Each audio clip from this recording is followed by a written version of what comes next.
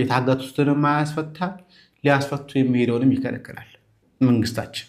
ግራ ገባን መንግስትን እንመን ወይስ ታጣቂዎችን መላው ጠፍቶናል ሲሉ የታጋች ቤተሰቦች 1.5 ሚሊዮን ብር በፖሊሶች መቀማታቸውን ገለጹ። በኦሮሚያ ክልል ከጓጽዮን ወደ ፍቼ ሲጓዙ በታገቱት የቱሉ ሚልኪ ተሳፋሪዎች ጉዳይ ላይ አዲስና ልብ ሰባሪ መረጃ ወጥቷል። ሁለት ባሎቻቸውና አንድ የቅርብ ቤተሰባቸው የታገተባቸው እናቶች ታጋቾችን ለማስለቀቅ ከአጋቾች ጋር ከተደራደሩ በኋላ ወርቅና ንብረታቸውን ሽጠው ያሰባሰቡትን 1.5 ሚሊዮን ብር ይዘው ሲጓዙ የደገም ወረዳ ፖሊሶችና የጸጥታ አካላት ገንዘቡን ቀምተው እናቶችን እስር ቤት ማስገባታቸውን ተከትሎ ቤተሰቦች መንግስት ማዳን ሳይችል ቀርቶ ጭራሽኛ በግላችን የምናደርገውን ጥረት ማደናቀፉ በታጋቾች ህይወት ላይ መፍረር ነው ሲሉ በከፍተኛ ግራ መጋባትና ሀዘን ውስጥ ነው ፍትህ እየጠየቁ ይገኛሉ። ሐሳባችሁን በኮሜንት አጋሩኝ። ፎሎ በማድረግ ቤተሰቡ ነው።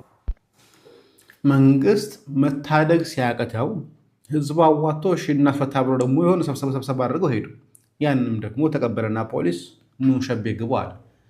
የታገቱትንም አያስፈታም ሊያስፈቱ የሚሄደውንም ይከለክላል መንግስታችን። ከሾፌሮች ባለሙያ ጋር ተገናኘ ከማነሳላችሁ በፊት የአርሲን ጉዳይ እናንሳ።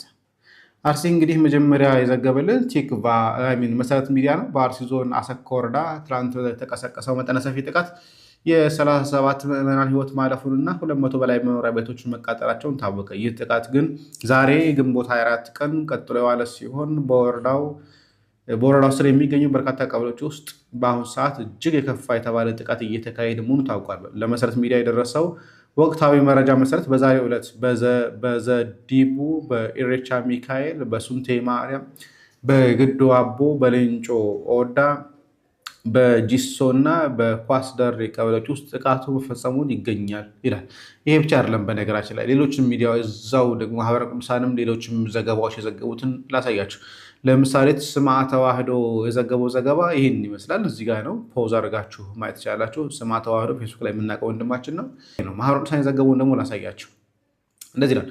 በምስራቅ አርሲ ዞን ከ10 በላይ ኦርቶዶክሳውያን ሲገደሉ ከ101 ዓመት በላይ እድሜ ያስቆጠረ የቅዱስ ገብርኤል ሙሉ ለሙሉ እሳት ወድሟል ይላል። ይሄ ከዛ በኋላ ነው መሰረት ሚዲያ ከዚህ ከ10 በኋላ ነው ድጋሚ ሌሊት ላይ ዘገባውን የሰራው። ይሄኛው የተሰራው ቀደም ብሎ የተሰራው። ስለዚህ እዚህ ላይ 10 ሰው ቢልም መሰረት ሚዲያ ግን 37 ሰው ብሏል። ምክንያቱም ከዛ በኋላ የሞቱ ሰዎች ስላሉ ማለት ነው።